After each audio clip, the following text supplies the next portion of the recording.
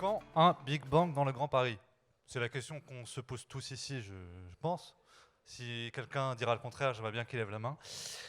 Pour en débattre avec nous, j'appelle Alexandra Dublanche, vice-présidente de la région Île-de-France, chargée de la relance, de l'attractivité, du développement économique et de l'innovation.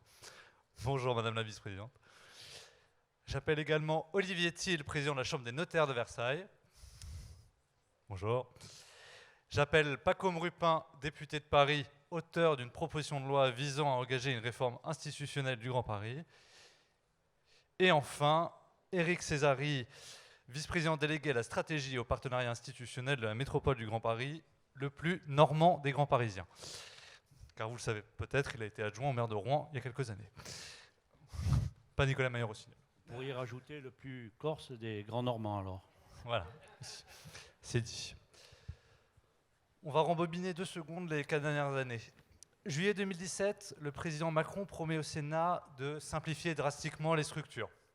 Puis, rien. Septembre 2018, l'architecte Roland Castro sort son rapport Paris en grand, puis rien.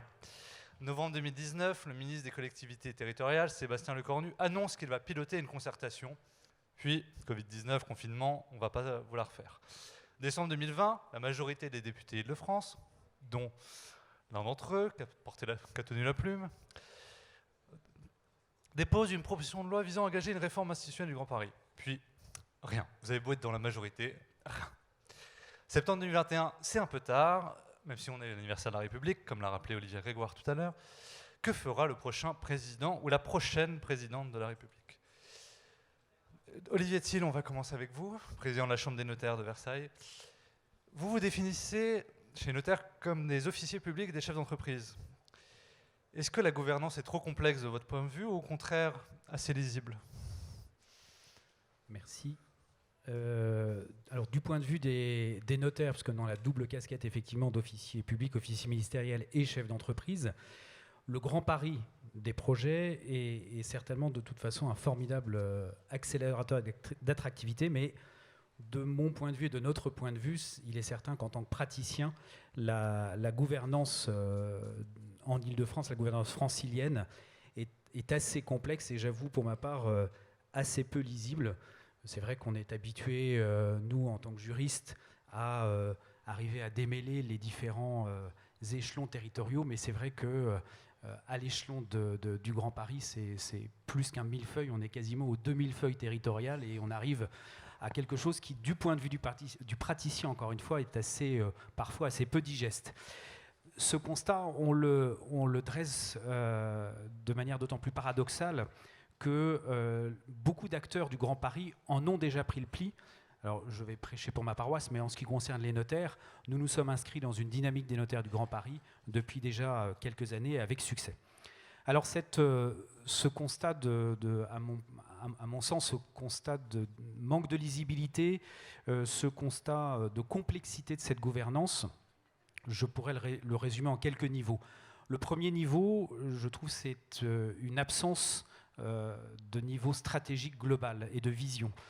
Lorsqu'on est en bas de l'échelle, lorsqu'on est un praticien, on a le sentiment que ni la région, ni la métropole du Grand Paris, ni les départements d'ailleurs, ne disposent de la légitimité et des leviers nécessaires pour porter une vision. Et il est important, notamment pour les acteurs économiques de ce territoire, de savoir dans quelle direction avance cette métropole. Et aujourd'hui, force est de constater qu'on est en manque d'une vision stratégique et surtout d'un porteur de cette vision stratégique qui est la légitimité pour qu'elle soit acceptée par tous. C'est le point de vue d'un praticien d'en bas. Qu'est-ce que vous préconisez? Alors, juste pour cette partie-là, moi je ne donnerai pas de conseils parce que je n'ai absolument pas la compétence pour. Ce que je constate également, moi, sur cette partie-là, c'est, alors non plus au niveau stratégique, mais au niveau communal.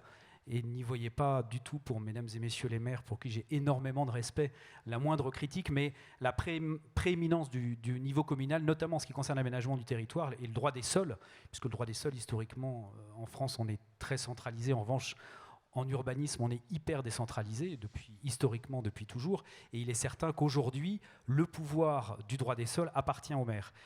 Mais C'est un des derniers pouvoirs qu'il leur reste. C'est un des derniers pouvoirs qui leur reste, mais un pouvoir qui est essentiel dans l'aménagement du territoire. Et force est de constater que ce pouvoir, ils l'exercent au mieux de ce qu'ils peuvent, mais très souvent, ils manquent de moyens.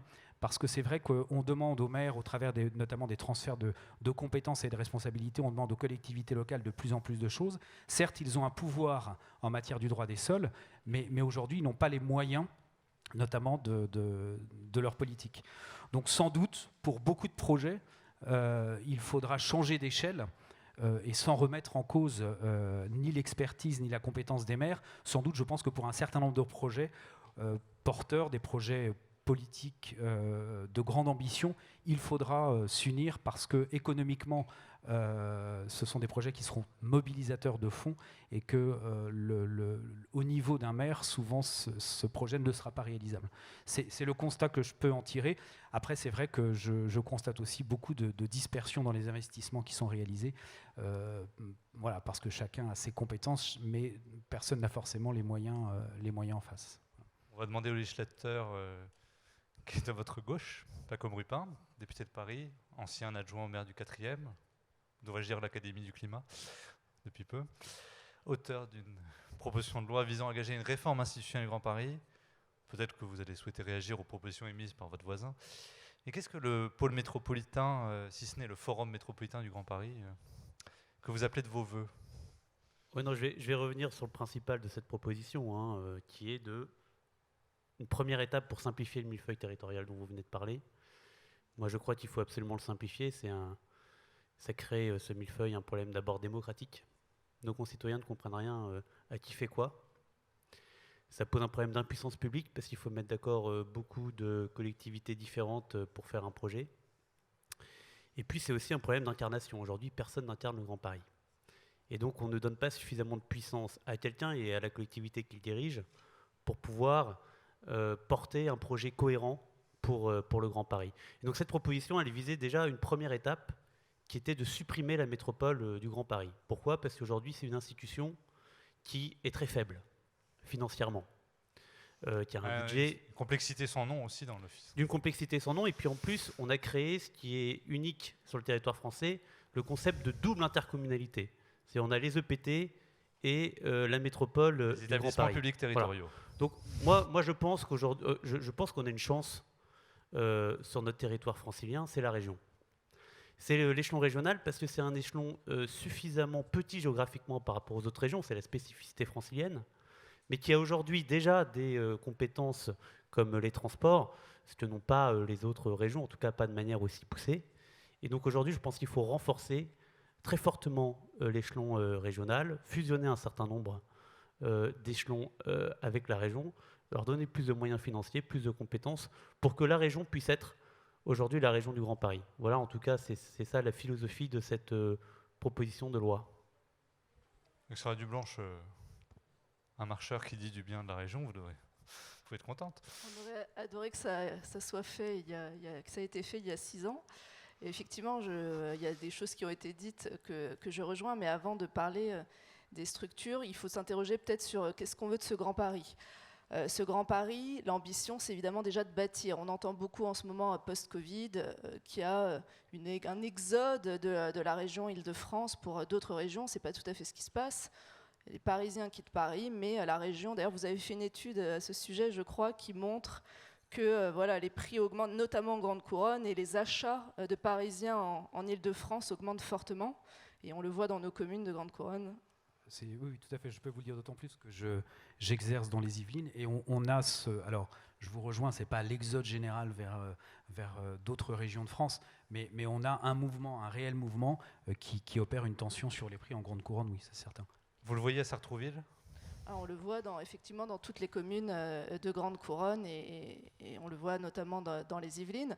Donc déjà, c'est comment on se met en capacité d'accueillir ces nouveaux habitants au niveau de la région. On a à peu près 60 000 nouveaux habitants par an qui rejoignent cette région capitale.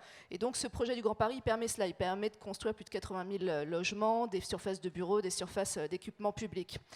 Ensuite, il y a une question d'attractivité. Je l'ai un peu entendu, on est dans une compétition, on n'est pas une compétition entre la ville de Paris, la métropole, la région, on est dans une compétition mondiale, évidemment, face aux États-Unis ou à la Chine et européenne. On le voit, nous, dans la gestion du post-Brexit, où on se retrouve avec notre agence Choose Paris Region, par exemple, on essaye d'attirer des projets en Ile-de-France, des emplois en Ile-de-France, et donc on est en compétition évidemment avec nos régions voisines, des grandes régions allemandes, les Pays-Bas, Barcelone ou Madrid, et donc c'est une question d'attractivité.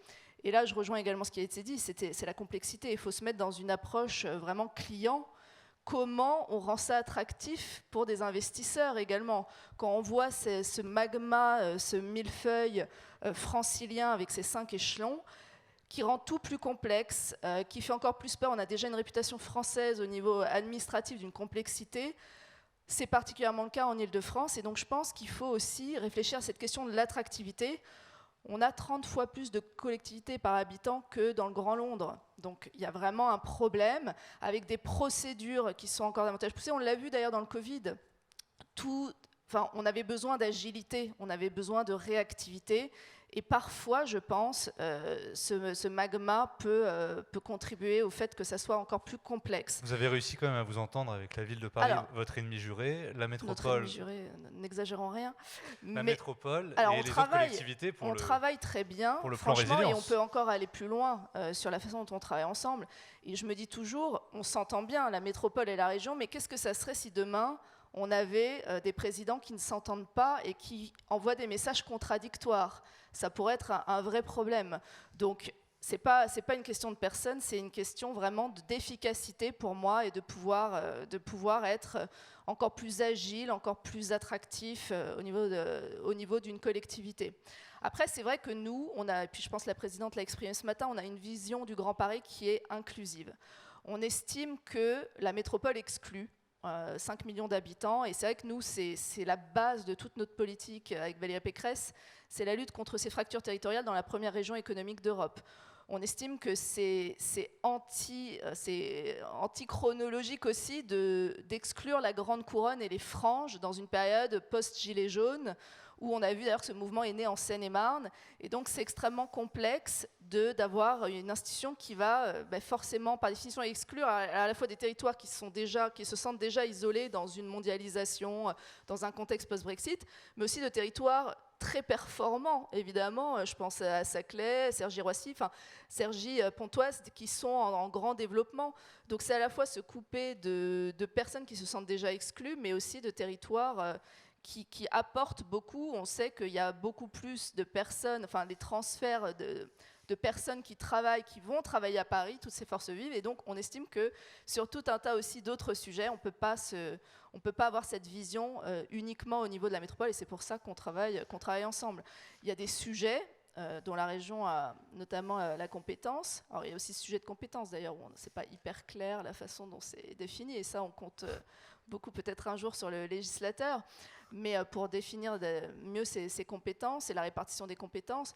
Mais par exemple, vous ne pouvez pas penser les transports sans inclure toute la région. Vous ne pouvez pas penser l'environnement, la pollution de l'air. C'est déjà la région qui a la compétence. Oui, mais on peut... Même si la métropole, pendant un temps, voulait... Des mesures comme la ZFE, etc., ça a des conséquences sur la région. Quand on ferme les quais, les voies sur berge, ça a des conséquences sur tous les habitants de la région. Effectivement... Ça, c'est la ville de Paris. Oui, non, mais je ne voulais pas viser... Mais donc voilà, il y a tout un tas de sujets essentiels à l'attractivité de ce territoire. Et puis évidemment, je reviens à la compétition internationale. Si on veut, par exemple, être compétitif par rapport au Grand Londres, il faut, selon nous, une échelle de la région avec ses 12 millions d'habitants. Quand le Grand Londres est autour de 9 et la métropole autour de 7, on doit pouvoir peser. Et donc, il faut à la fois travailler davantage ensemble, mais simplifier pour ceux qui nous regardent. Éric Césari, va enfin vous donner la parole. En fait, Alexandra Dublanche demande un acte 2 de la métropole, comme vous, comme Patrick Ollier, soit une métropole agrandie, soit une métropole qui fait une ZFE à une échelle plus grande, une zone à faible émission. Écoutez, je vais essayer d'éviter de rentrer dans les sentiers où on m'attend pour me tirer au coin du bois. Il n'y a pas de raison d'opposer la métropole à la région. Voilà, premier élément. Il n'y a pas de raison structurelle. En réalité, la métropole et la région devraient, si les choses étaient bien faites, avoir des fonctionnalités, des objectifs complémentaires mais différents. Le problème vient Concrètement. mais parce que concrètement, nous avons une responsabilité. Écoutez, Armand, il faut partir du point de départ. Et je crois que malheureusement, y compris le législateur, à la tête desquels le président de la République, en tout cas le candidat Macron, puisque c'est lui qui avait mis le débat sur la métropole de manière très forte au moment de la campagne présidentielle précédente, il faut mettre le point de départ au bon endroit, c'est-à-dire à l'origine. Qu'est-ce qu'une métropole ? À quoi sert une métropole ? Si vous ne posez pas cette question et si vous n'apportez pas une réponse à cette question, tout le reste devient, excusez-moi de le dire comme ça, mais devient un foutoir, parce qu'on mélange tout. Et effectivement, on a la superposition des strates et le mélange des gens, et on essaye péniblement de s'y retrouver avec des compétences qu'on arrive à découper comme ça, sans compter que beaucoup de choses se superposent. Mais bref, c'est une spécialité française quand même. Si on prend le logement, il y en a pour tous les niveaux. Tout le monde a une Voilà. compétence sur le logement Bon, de près donc, ou de loin. revenons en arrière. À quoi sert une métropole ? Une métropole, c'est la gestion des problèmes de la zone dense. C'est le point de différence que nous avons avec la région sur la vision de la métropole régionale ou de la région métropole. Vous voyez, ce n'est pas tout à fait la même chose. Moi, je pense que la métropole, sa problématique, c'est la zone dense et c'est le traitement de la zone dense. C'est une règle qui est mondiale. Partout dans le monde, tout à l'heure l'économiste l'indiquait, mais partout dans le monde, les métropoles sont organisées pour gérer les zones les plus denses et l'attractivité économique. Et à côté de ça, il y a une deuxième branche qui est le traitement de l'environnement, de la qualité de vie. Voilà. Bon. Est-ce que nous sommes dans ce schéma-là en France aujourd'hui ? Non, très clairement, nous avons une intercommunalité d'intercommunalités. Est-ce que nous sommes capables d'évoluer ? Ça dépendra du prochain président ou présidente de la République et ça dépendra des prochains législateurs. Moi, ce que je constate, c'est que pendant toute cette législation, nous avons perdu 4 ans, bientôt 5. Nous avons perdu 5 ans dans l'organisation du territoire de la capitale de la France. Et c'est pas rien, parce qu'il y a une responsabilité particulière sur cette région qui est la seule qui est en représentation mondiale, la seule qui est en compétitivité avec les autres grandes capitales. Et là, je trouve que nous avons pris énormément de retard. Alors après, on peut discuter de savoir qui s'occupe de quoi, qui va être le président de quoi, mais d'abord, qui doit faire quoi ? Qu'est-ce qu'est une métropole et à quoi elle doit servir ? Voilà. Tant qu'on n'aura pas répondu à cette question, et là il peut y avoir des avis différents, mais enfin moi je me fixe sur ce qui se fait globalement à l'international, tant qu'on n'aura pas répondu à cette question, je pense qu'on sera à côté de la plaque. Comme Rupin au début de l'intervention d'Accéléré, je vous ai vu un peu tiquer, après finalement dodeliner. Non mais je suis d'accord sur le fait qu'on ait perdu beaucoup de temps. Ça, je suis d'accord sur. Comment vous l'exexpliquez, vous qui cela. êtes au cœur du réacteur? Parce que justement, je crois que le problème, c'est que personne n'est d'accord. D'ailleurs, on le voit autour de cette table ronde, personne n'est d'accord sur le scénario sur lequel il faudrait atterrir. Certains disent qu'il faut une métropole inclusive. Moi, c'est ce que je crois aussi. C'est-à-dire que la métropole, une métropole, c'est quoi finalement? C'est en effet un endroit dans le monde dans lequel il y a une activité économique, une densité de population forte.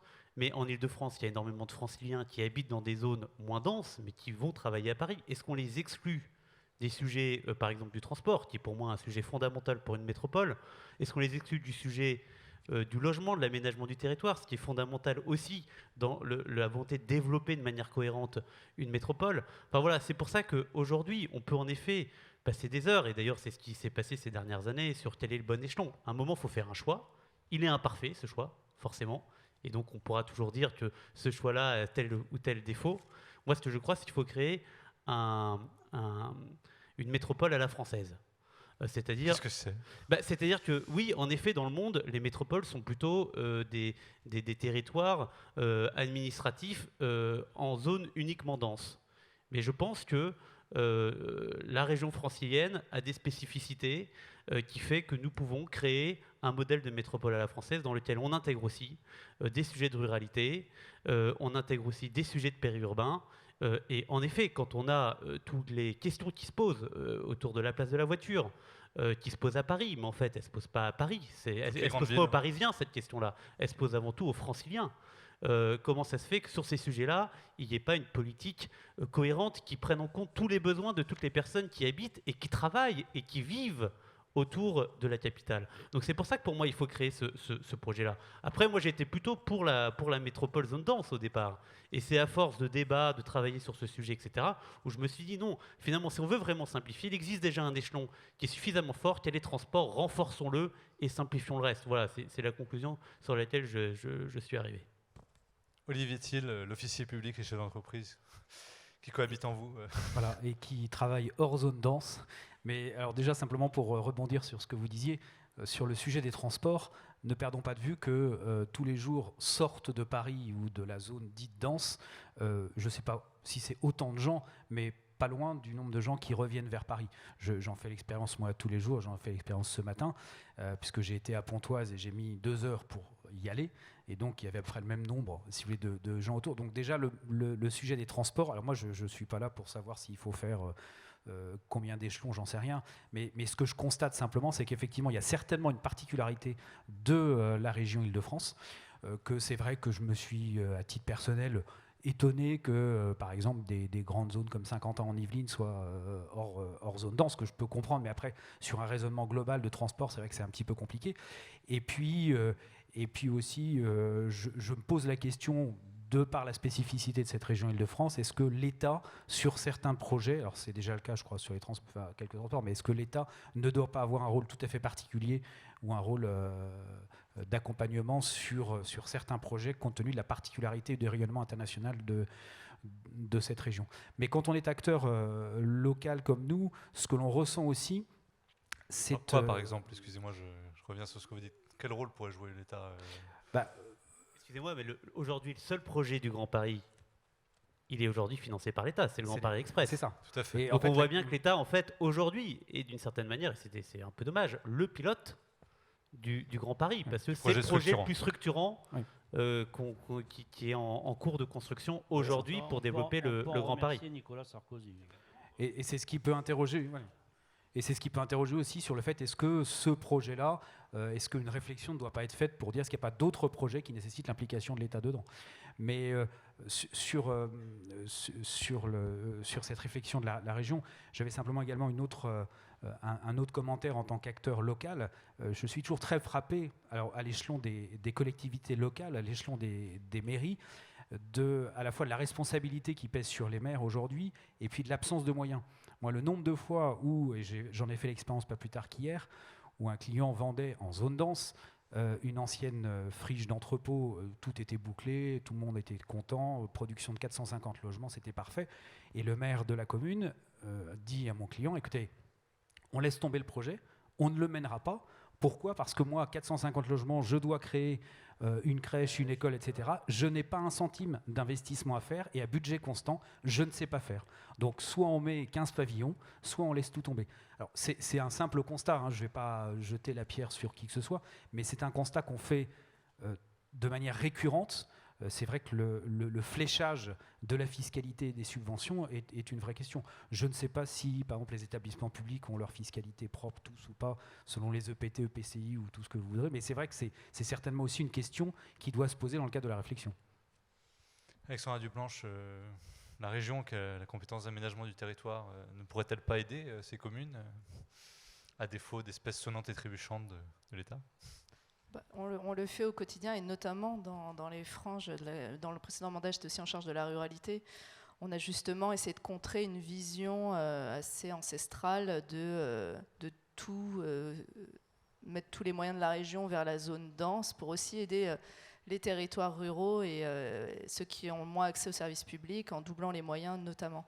En fait, ce qui marque dans cette conversation, je voudrais juste revenir aussi à ce qu'a dit Éric Césari, c'est pas une histoire de personne, c'est pas une histoire de je veux l'idée, le projet, etc. Moi, je voudrais vraiment qu'on se remette à la place de ceux qui nous regardent, que ce soit des entrepreneurs, comme vous l'avez dit, monsieur, que ce soit des investisseurs, que ce soit les Français. Et déjà, c'est extrêmement complexe. Et je pense que ce qui est sorti de la crise aussi, c'est qu'il demandait de l'agilité, de la capacité à aller au plus près de chaque territoire. Et donc, aujourd'hui, la structure qui existe en Île-de-France ne le permet pas. ne permet pas. Donc c'est pas juste une histoire de allez, moi je veux que ce soit la région métropole, moi la métropole région, etc. C'est vraiment essayer d'être plus attractif, encore une fois, et aussi au niveau international. On se bat pour des projets. Hier, je participais à une table ronde avec le président directeur général de Valeo, Jacques Aschenbrough, qui expliquait que même sur les talents, on a des écoles incroyables, mais maintenant, ces talents, il va les prendre au Caire, évidemment en Asie, et qu'on n'est même plus extrêmement compétitif sur cette question des talents. Qu'on se dit, en Ile-de-France, on a 35% des cadres, on a 25% des étudiants, on pourrait se faire un petit cocorico. On a Saclay. Voilà, on a Saclay. Alors, moi, j'ai défendu ça et j'essaie de remettre un peu d'optimisme dans la conversation, mais il faut vraiment se dire, on se bat par rapport à qui? C'est pas entre nous, c'est vraiment pour attirer ces projets dans un contexte où, oui, on est même en compétition avec les autres régions, mais des régions européennes et des grands pays. C'est comme si la France voulait aller toute seule s'attaquer aux États-Unis. Voilà, l'Europe nous permet d'être plus puissants. Ben là, c'est un peu la même histoire. C'est que Paris, la métropole tout seul, ne peut pas être compétitif face à un grand Londres. Il faut prendre le périmètre de la région. Et je reviens aux thématiques. Alors, il y a l'histoire des compétences qui ne sont pas du tout départagées. Et ça, c'est vraiment un scandale. Et on le voit aussi au niveau de l'État. L'État qui perd de l'énergie et du temps sur des micro-projets au lieu de décentraliser, donner davantage de pouvoir aux régions, aux communes, etc. Mais par exemple, sur le tourisme, voilà, la métropole, par exemple, a aussi la compétence du tourisme. Et dans la métropole, il y a à la fois, il n'y a pas Versailles et il n'y a pas Disneyland. Et on se dit comment c'est possible. Vous êtes dur. Et voilà, et avec l'arrivée aussi de grands événements comme les JO, c'est dans la métropole. On se dit que là, il va falloir qu'il y ait une fluidité entre tous ces échelons pour donner une image, encore une fois, d'efficacité et de réactivité et une belle image de notre région et de notre territoire. Bon, Paco Mourupin, voilà. Les autres débatteurs préparent vos amendements pour l'arrivée du projet de loi 3DS, déconcentration, différenciation, décentralisation et simplification de l'action publique, qui va bientôt revenir à l'Assemblée. Voilà, donc est-ce que ça va être l'occasion, ce véhicule législatif, pour... Moi, on m'a très clairement dit que c'était un sujet après la présidentielle, donc je crois pas que ça sera dans 3DS, malheureusement, je le regrette. Je déposerai peut-être quelques amendements avec mes collègues qui veulent que ça soit réglé rapidement. Étant donné que je ne suis pas sûr que ce texte... vous savez, quand vous n'avez pas l'appui du gouvernement dans l'Assemblée aujourd'hui, c'est difficile, mais ça n'empêche pas de se battre. Donc oui, on déposera quelques amendements, parce que moi je crois qu'il faut qu'on avance sur ce sujet et qu'on ne peut pas attendre des échéances électorales pour le faire. Parce qu'encore une fois, c'est des questions en effet d'attractivité, on est en concurrence avec d'autres grandes villes dans le monde, et donc ça fait depuis trop longtemps qu'on attend, et on laisse donc dans l'incertitude les investisseurs, les promoteurs, etc. etc. Ça, ce n'est pas souhaitable en fait, c'est contre-productif pour nous tous. Donc à un moment, il faut trancher. Il faut y aller, il faut simplifier. Il faut aussi, moi je pense aussi, je suis d'accord, il faut donner de la lisibilité à nos concitoyens. Un des principes de la démocratie, c'est que nos concitoyens comprennent qui fait quoi, pour qui ils votent, et qu'est-ce que font les personnes pour qui ils votent. Sinon, on a des records d'abstention. Donc ça, c'est extrêmement important. Vous savez, quand vous avez 5 niveaux d'échelons de collectivités territoriales, oui, ça fait 5, ouais. J'ai recompté. Ouais, ça fait 5. Alors déjà que 2 ou 3, bon, on ne sait pas toujours ce qui se passe, mais là 5, ça fait vraiment beaucoup, beaucoup trop, et avec une déperdition d'énergie qui est forte. Qu'est-ce qu'en pense l'ex-patron de Paris La Défense, de l'agglo de Paris La Défense? Ah oui, parce que de Paris La Défense, non, j'ai pas été jusque-là. Non, l'agglo. Vice-président du quartier d'affaires, mais je le préside pas. Non, l'agglo, oui, j'ai présidé l'agglo de Paris La Défense, c'est-à-dire l'agglo qui regroupait essentiellement Courbevoie et Nanterre. Et Puteaux. Ah oui. Nanterre est à côté, c'est dommage, ils n'ont pas voulu se joindre à nous. Non, moi, ça me ramène à un sujet avec la métropole, qui est celui de l'envie de faire ensemble. Vous voyez, un des problèmes qui fait que la métropole ne fonctionne pas bien, je ne dis pas qu'elle ne fonctionne pas, je dis qu'elle ne fonctionne pas bien, c'est aussi le fait que, parce qu'on ne veut jamais rien supprimer en France, c'est comme ça, On change, on fait une réforme, on entasse, on en remet une tout gauche. Bon, il y avait des communautés d'agglos, il y avait des agglomérations, il y avait des communautés de communes. Bref, on a fait les EPT. Et puis, parce qu'il ne fallait pas supprimer. Et comme il ne fallait pas supprimer et qu'il fallait faire donc une nouvelle structure, Il fallait on a supprimer les décidé départements de petite que couronne. les EPT seraient découpés par l'État. C'est-à-dire qu'on n'a pas demandé aux maires s'ils étaient d'accord pour être ensemble, hein, parce qu'on respecte les maires, c'est le fondement de la démocratie, mais quand ils ont pris les ciseaux pour découper les EPT, ils ont dit vous mettez là, vous là, et puis si vous n'êtes pas content, c'est pareil. Ça, c'est la majorité précédente. Voilà. Bon, donc, conclusion, on arrive avec des EPT, avec des territoires qui n'ont pas de vrai, comment dire, sauf Qui n'ont pas de certains qui chair. avaient une communauté ancienne, je pense à GPSO, mais pour d'autres, je Grand pense Paris à Seine-Ouest. Paul, par exemple, il n'y a pas un vrai terreau de partenariat. La réalité du bassin économique entre le quartier d'affaires de la Défense et puis la ville de Garches, il y a un monde. Il y a un monde. Bon, enfin bref, tout ça pour dire que le vrai problème, il y a deux problèmes et les vraies solutions sont là. Premier problème, les finances. Vous pouvez parler de tout ce que vous voulez en termes de compétences, d'envie d'agir, etc. Si on n'a pas les finances, il ne se passe rien. Et aujourd'hui, il y a un problème majeur sur les finances publiques, que ce soit au niveau des municipalités, au niveau des territoires, au niveau de la métropole.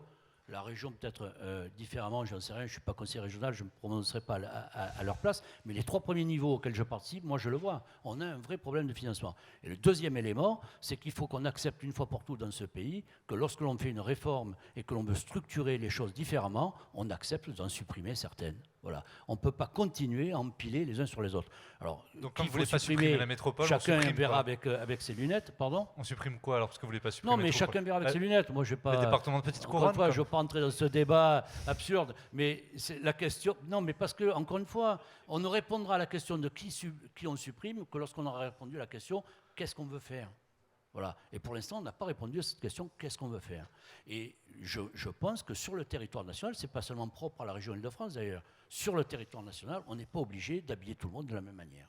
Parce que les structures ne sont pas les mêmes, parce que les problèmes socio-économiques ne sont pas les mêmes, et parce que donc on a besoin d'avoir des réponses différenciées. On dit tous, ici à cette tribune, mais même dans la salle, on dit tous qu'il faut être au plus près du terrain, qu'il faut répondre avec de la réactivité aux problèmes qui se posent à nous. Bah, il faut qu'on soit aussi organisé pour ça. Aujourd'hui, on ne l'est pas, puisqu'on nous met tous au même niveau, tous à la même toise, alors, sauf la métropole de Paris, qui n'a pas les mêmes compétences que toutes les autres métropoles. C'est encore un autre débat. Il nous reste 4 minutes. 1 minute chacun. Dernier tour de table. Une idée pour réenchanter le Grand Paris, au-delà des réformes qui ne viennent pas. Paco Rupin. Je ne sais pas si on réenchantera le Grand Paris, en effet, avec des questions institutionnelles. Moi, je ne le Des crois pas. questions fiscales. Je ne prétends pas ça. Et d'ailleurs, je pense que, en effet, le vrai projet aspirationnel aujourd'hui, c'est l'arrivée du Grand Paris Express. Et ça a été une grande idée, une grande vision. En effet, lancé par Nicolas Sarkozy. Tous les autres gouvernements ont suivi cette idée. C'est un chantier qui a du retard, mais au moins, grâce à cette idée d'être d'abord passé par un projet plutôt que par institutionnel, et je pense qu'il a eu raison, on aura dans les prochaines années un métro extrêmement moderne, automatique, qui va enfin desservir l'ensemble de ce qu'on peut appeler aujourd'hui le Grand Paris. Donc voilà, et je crois aussi que de plus en plus, moi c'est ce que je perçois, de plus en plus les Franciliens commencent à prendre conscience de cette qu'ils appartiennent à au même bassin de vie. Ce qui n'était pas forcément le cas encore il y a quelques années, où on mettait des frontières quand même beaucoup entre la petite couronne, la grande couronne et la capitale. Là aujourd'hui, j'ai l'impression que c'est en train d'avancer. Il ne reste plus qu'à régler une bonne fois pour toutes ce sujet institutionnel. Et je suis sûr dans ce cas-là que tout ira bien et on pourra en effet avoir un Grand Paris qui enchante. Olivier Thiel, une idée pour réenchanter. Alors, si je pouvais former voilà, une idée, mais bon, je rejoins ce que vous dites tous. Déjà, si on savait, en dehors de supprimer ou pas, j'en sais rien, effectivement, déjà, si on a tous le sentiment d'appartenir à une région particulière, ça, je pense que tout le monde l'a, on n'a pas forcément de vision de là où va la région, ce qui est effectivement est probablement un vœu à formuler. Et puis, deuxième chose, qu'on sache qui fait quoi. et que ceux qui ont une mission aient les moyens de l'accomplir. Parce que c'est vrai que moi je vois au quotidien le nombre d'interlocuteurs qui me disent mais moi je veux bien, mais de toute façon on me flèche pas les budgets ou la fiscalité correspondante. Donc moi on peut m'attribuer ou on peut m'allouer tout ce qu'on veut, me donner toutes les missions. De toute façon si j'ai pas les moyens de la remplir, c'est pas la peine d'aller plus loin. Et ça c'est vrai que c'est sans doute une maladie française, je ne sais pas, mais c'est un sujet certainement prégnant pour les années à venir. Alexandra Dublanche, l'argent c'est le nerf de la guerre. Pour conclure. Toujours. Mais moi, pour reprendre le titre de votre table ronde, je pense qu'il faut évidemment un big bang de simplification et que la personne qui aura en charge cette réforme quand elle arrivera ait un peu de courage pour qu'on y arrive, parce qu'on en parle depuis des années. Je ressortais encore des notes de 2017 où je disais justement on est en train de parler, ça va arriver, donc je dois vous parler de ce qu'on pense de la métropole du Grand Paris. On est 4 ans plus tard, il ne s'est absolument rien passé. Et donc j'entends les bonnes intentions, mais quand il faut passer aux actes, il y a toujours une petite différence. Et je pense vraiment qu'on le doit tout simplement à nos concitoyens et à nos acteurs économiques. Et que ça nous sera tous bénéfique. Et puis rappeler juste que le Grand Paris, ce n'est pas juste un projet de la région capitale, c'est un projet locomotive pour le pays. Et donc ce n'est pas évidemment la région capitale contre les autres régions. C'est un projet qui entraînera, on a parlé du Grand Paris Express, bien sûr, avec ses 68 gares, justement, qui vont permettre à tous les territoires qui se sentent aujourd'hui parfois un peu exclus de s'agripper à des gares qui vont interconnecter de banlieue à banlieue. Et donc ça, c'est des projets formidables, mais il faut qu'on soit capable d'en tirer profit au maximum et ne pas s'empêtrer et donner cette image de s'empêtrer dans des lourdeurs qui font que les projets ils vont peut-être partir en Allemagne parce que l'autorisation d'un plan à projet va être beaucoup plus rapide que chez nous. Et tout ce qu'on est en train de décrire, on le paye au jour le jour par des projets qui parfois partent ailleurs. Donc c'est ça l'urgence et c'est pour ça qu'il faut un peu de courage pour mener cette réforme. Merci. Vous voulez dire un petit mot rapide ? Oui, juste un mot, parce que vous ne m'avez pas laissé dire ce qui, de mon point de vue, réenchanterait le Grand Paris. Alors, je sais bien que, comme je suis le représentant de la métropole, tout m'enchante, mais quand même. Juste pour dire que, de mon point de vue, ce qu'il faut, ce sont des projets fédérateurs qui amènent l'adhésion de la population. Si on n'a pas ça, on n'a pas d'effet d'entraînement sur une zone comme la zone du Grand Paris. Et donc, je pense qu'il faut qu'on ait cette logique. Et je regrette que, par exemple, on ait laissé retomber d'une certaine manière le soufflet de la Société du Grand Paris, du projet du réseau, qui est devenu un élément technique de débat entre les maires et la Société du Grand Paris, mais qui n'est plus quelque chose que l'on vend comme un renouveau profond de la zone du Grand Paris. Parce qu'en réalité, ça va changer beaucoup de choses, ce réseau, quand il sera totalement livré. Et un des éléments qui manque dans le débat, c'est la gestion de tout l'accompagnement autour des gares du Grand Paris.